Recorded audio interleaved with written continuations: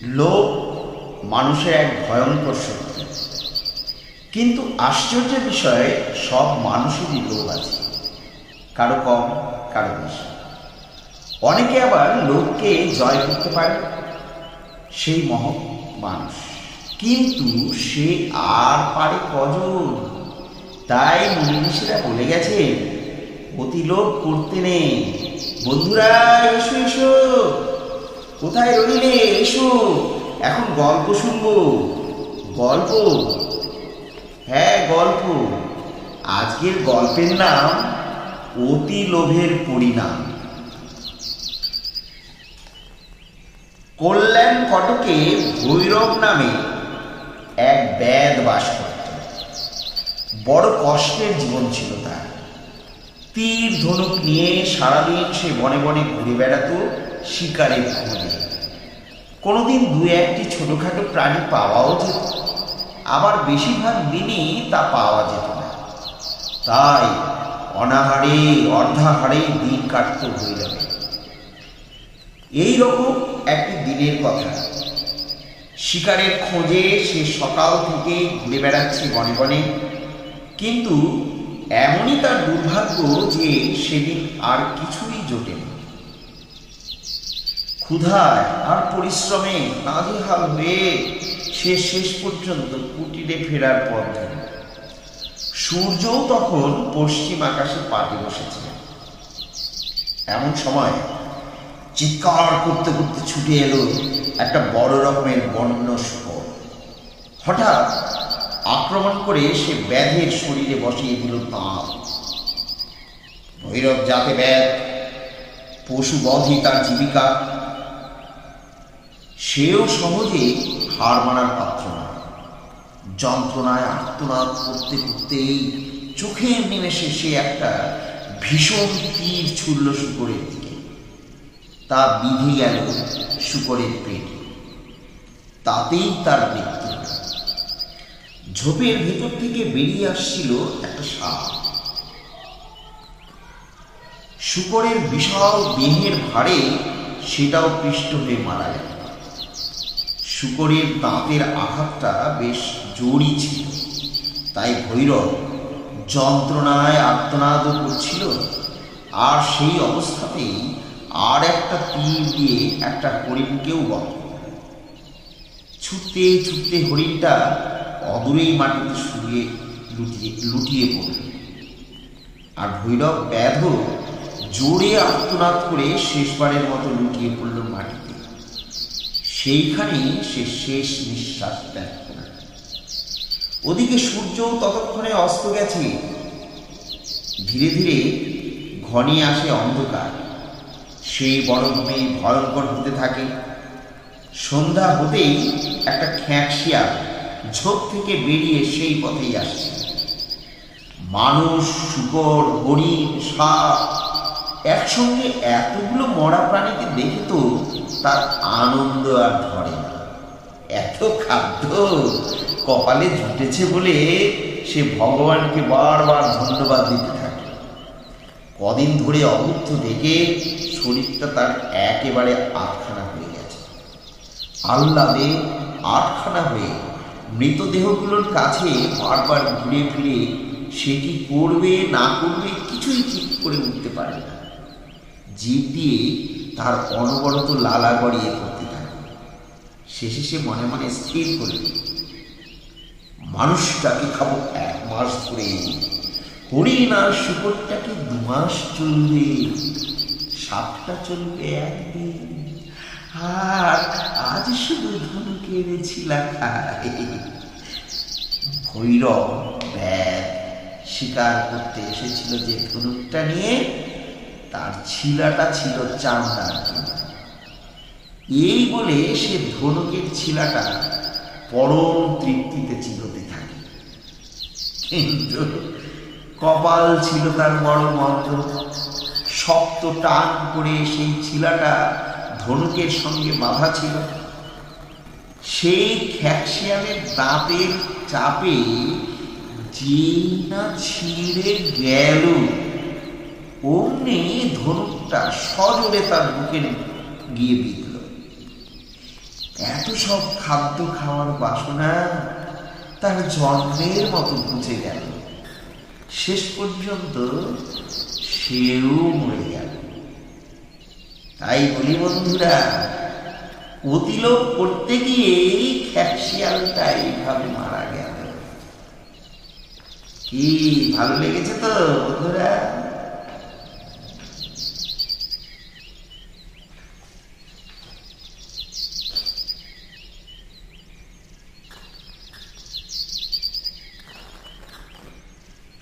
কোথায় রইলে বন্ধুরা? এসো এসো এসো, গল্প শুনি, গল্প। আজকে কি গল্প? আজকের গল্প ফোঁস করতে না নেই। গ্রামের মাঝখানে এক বিরাট মাঠ। সেই মাঠে রাখাল বালকেরা গরু চড়াত। ওই মাঠের মাঝ বরাবর একটি হাঁটা পথ, পথের ধারে একটি গর্ত। ওই গর্তে বাস করত এক বিষধর কালো কেউটে। সাপটি মানুষের শব্দ পেলে গর্ত থেকে বেরিয়ে আসত কামড়া। তাই সাহস করে কেউ ওই পথ দিয়ে যেত না। রাখাল বালকগণ খুব সাবধানে থাকত। একদিন এক সন্ন্যাসী ওই পথ দিয়ে হেঁটে যাচ্ছে। সন্ন্যাসীকে ওই পথে যেতে দেখে রাখাল বালকেরা ছুটে গিয়ে বলল, ঠাকুর মশাই, ও পথ দিয়ে যাবেন না, ও ধারে একটি কেউটে সাপ আছে, সে কামড় দিলে মৃত্যু অনিবার্য। ঠাকুর মশাই, ও ধারে যাবেন না, এর আগে ওই সাপের কামড়ে অনেকের মৃত্যু হয়েছে। সন্ন্যাসী বললেন, সাপ আছে থাক, সাপকে আমার ভয় নেই, আমি সাপ বশীকরণ মন্ত্র জানি। রাখালদের কথা না শুনে সন্ন্যাসী চলে গেলেন সেই পথে। যেই সাপের গর্তের কাছে গেছেন, অমনি সাপ তেড়ে এলো সন্ন্যাসীকে। সন্ন্যাসীর বশীকরণ মন্ত্রে সাপটি সন্ন্যাসীর পায়ের তলায় লুটিয়ে গেল। তখন সন্ন্যাসী বললেন, তুই সব সময় অপরকে হিংসা করিস কেন? জানিস তো হিংসা করা মহাপাপ। আর তোকে আজ অহিংসার মন্ত্র দেব, যাতে তোর ভগবানে ভক্তি হয়। সাপ তখন সন্ন্যাসীকে গুরু বলে প্রণাম করল এবং তার কাছে অহিংসার মন্ত্র দিল। আর জিজ্ঞেস করল, ঠাকুর, এখন আমি কি করব? গুরু বললেন, তোকে যে মন্ত্র দিলাম সেই মন্ত্র জপ করবি, আর কাউকেও হিংসা করবি। সময় হলে আমি আবার আসব। এই ঘটনার পর বেশ কিছুদিন কেটে গেল। রাখালেরা দেখল সাপটা আর আগের মতো ফোঁস করে মানুষকে কামড়াতে আসে না। রাখালেরা সাহস পেয়ে সেই গর্তের ধারে যেতে শুরু করল। সাপ আর কাউকে হিংসা করে না। একদিন রাখালেরা দেখল গর্তের বাইরে সাপের লেজটা দেখা যাচ্ছে। তখন তারা সাপের লেজ ধরে বাইরে বের করে খুব মারতে লাগল। কিন্তু সাপ গুরুর কথা মতো কোনো কিছুই করল না। রাখালেরা যখন দেখল সাপটি প্রায় মরে গেছে, তখন তারা সাপটিকে ফেলে রেখে বাড়ি চলে গেল। সেদিন রাত্রে এক পশলা বৃষ্টি হল। বৃষ্টির শীতল জল পেয়ে সাপটি কোনো রকমে প্রাণ ফিরে দিল, আর আস্তে আস্তে গিয়ে গর্তে আশ্রয় নেয়। এরপর থেকে সাপ আর ভয়ে বাইরে বেরোতে চায় না। সবসময় গুরুর দেওয়া মন্ত্র জপ করতে থাকে, কিন্তু গুরুর মন্ত্রে তো আর পেট ভরে না। ফলে না খেতে পেয়ে দিন দিন তার শরীর ভেঙে গেল। শেষ পর্যন্ত শীর্ণ কঙ্কালসার হয়ে গেল সাপটি। এরপর একদিন সেই সন্ন্যাসী সেই পথ দিয়ে যাচ্ছে। গর্তের কাছে আসতেই সাপটি গুরুর পদশব্দ শুনে বাইরে কোনো রকম বেরিয়ে এল। সাপের এরকম শীর্ণ শরীর দেখে সন্ন্যাসী প্রশ্ন করলেন, তোর এরকম কি করে হলো শিষ্য? তখন সাপ তার পূর্ব ঘটনা বলল। সাপ বলল, সে তখন রাখালের ভয়ে গর্তের বাইরে বের হয়, আর একদিন সে প্রায় মরে গিয়েছিল, কোনো রকমে প্রাণ ফিরে পেয়েছে।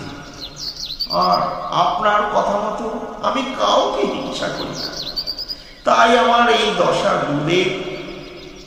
গুরুদেব সব শুনে বললেন, আরে তুই এত বোকা কেন?